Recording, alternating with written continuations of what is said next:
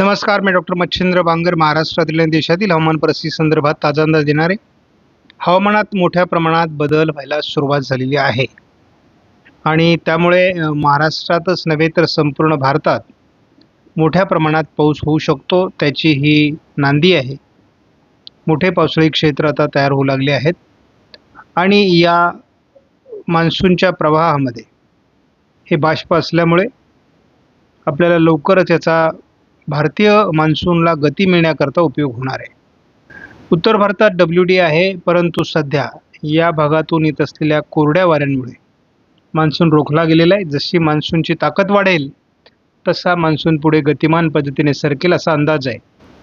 या ठिकाणी आपण बघतो की देशातील काय परिस्थिती आहे साधारण 20 तारखेपर्यंत. आपण जर महाराष्ट्रातील परिस्थिती बघितली तर आपल्याला विदर्भामध्ये एकूण 80% घट दिसते पावसामध्ये. मराठवाड्यामध्ये एकूण 70% घट दिसते. तर मध्य महाराष्ट्र, पश्चिम महाराष्ट्र आणि उत्तर महाराष्ट्रामध्ये एकूण जी घट आहे ती 82% आहे आणि कोकण किनारपट्टीला हीच घट आपल्याला 85% दिसते. म्हणजे महाराष्ट्रामध्ये आपण जर सरासरी काढली तर जवळपास 80% पावसाची घट आज ॲज ऑन टुडे दिसते. 30 जूनला आपण जेव्हा ही परिस्थिती बघू तेव्हा चित्र पूर्णपणे पालटलेलं असेल.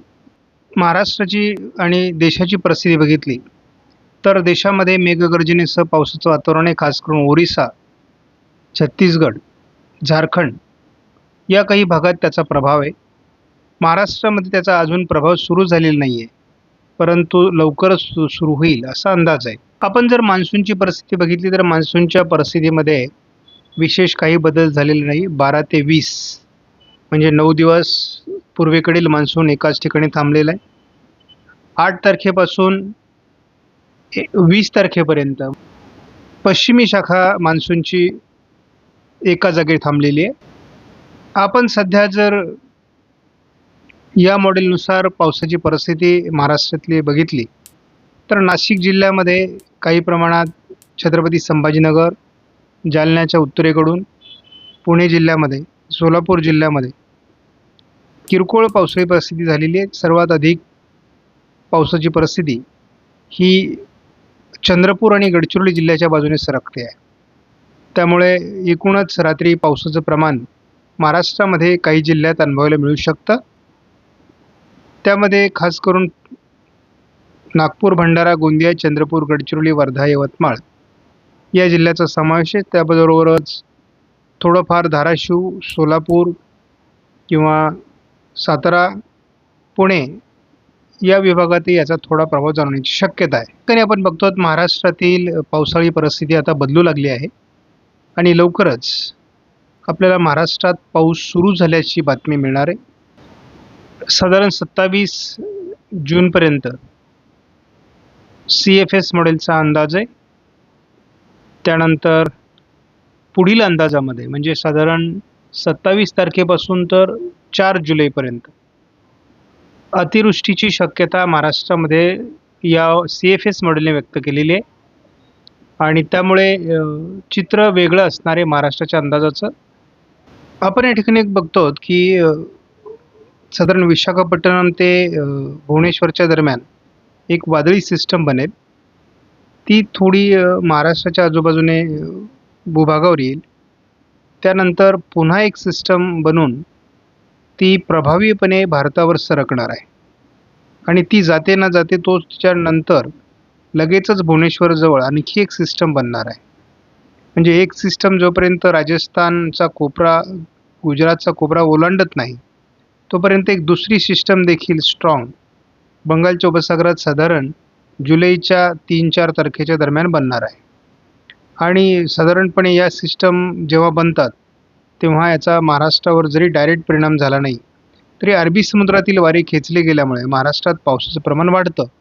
साधारण 6 जुलैपर्यंतचा अंदाज जरी आपण बघितला तर आता सातत्याने वादळी प्रणाल्या विकसित होण्याची शक्यता आहे. ही जूनची 26 तारीख आहे. साधारणपणे आपल्याला अरबी समुद्राच्या पश्चिमेला सामुद्रिक तापमान वाढण्याची शक्यता आहे. यालाच आपण दुसऱ्या भाषेमध्ये आयोडी सक्रिय होणं असं म्हणतो. याचा परिणाम आपण या ठिकाणी बघतो की भारतावर वेगवेगळ्या सिस्टम विकसित होऊन त्या प्रभावी बनण्याची शक्यता आहे. जे आपण या ठिकाणी जर बघितलं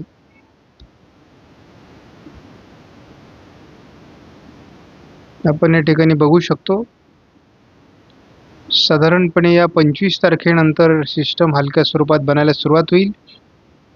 मात्र जूनच्या शेवटी ज्या सिस्टम बनतील त्या प्रभावी असतील.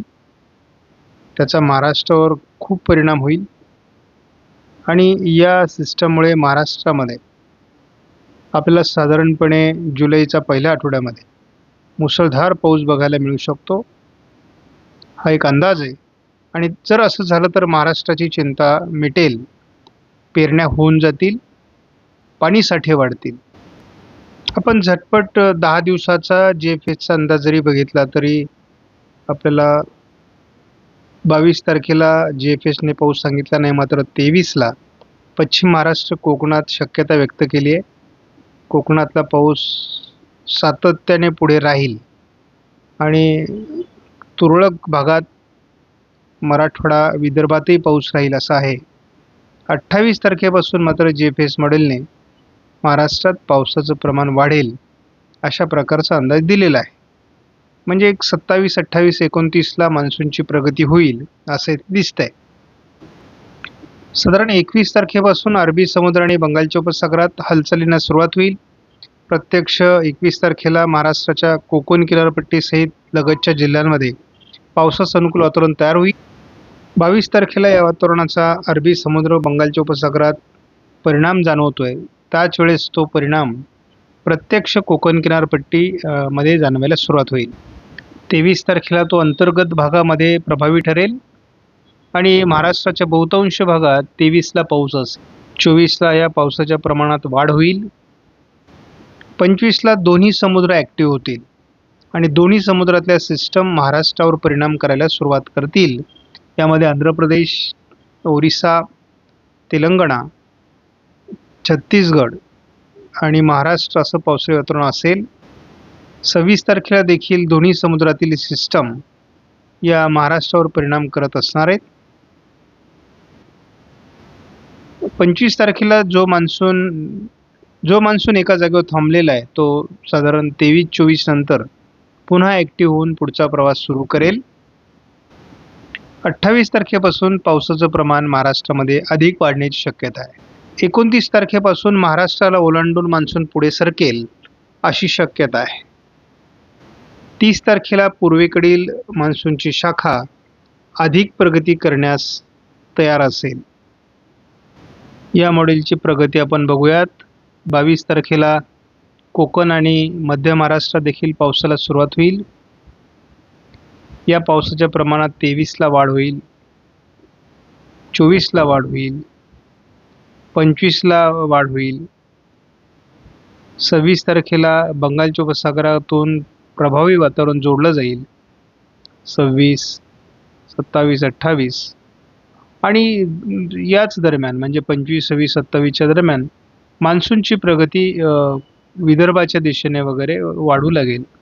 हा अंदाज फक्त 30 तारखेपर्यंतचा आहे, परंतु महाराष्ट्रात अतिशय चांगल्या काही विभागात मुसळधार पावसाची शक्यता राहणार आहे. ते पुढे जाऊन आपण ते विभाग सांगू. आज रात्री या मॉडेलने थोडं बारामतीच्या आजूबाजूने पावसाळी वातावरणाची शक्यता व्यक्त केलेली आहे आणि रत्नागिरी सिंधुदुर्गमध्ये पावसाचं अनुकूल वातावरण रात्रीच तयार होण्याला सुरुवात होईल. उद्या सकाळी किंवा उद्या दिवसभरामध्ये मुंबईसह कोकणातील बहुतांश जिल्ह्यात पावसाची हजेरी राहू शकते असा देखील अंदाज आहे आणि महाराष्ट्रात बऱ्याच ठिकाणी उद्या पावसाच्या ॲक्टिव्हिटीज वाढतील.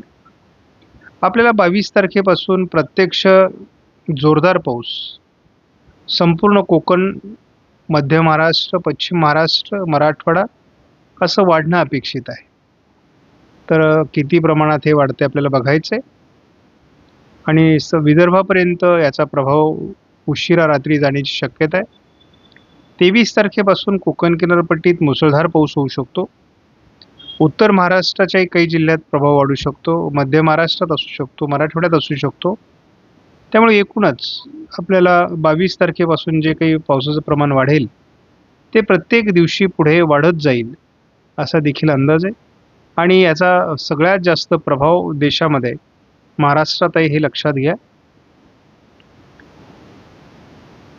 हलक्या चक्राकार स्थितीज बंगालच्या उपसागरात आता तयार होतील आणि त्या महाराष्ट्राच्या दिशेने किंवा इतर राज्यांवरही परिणाम करतील.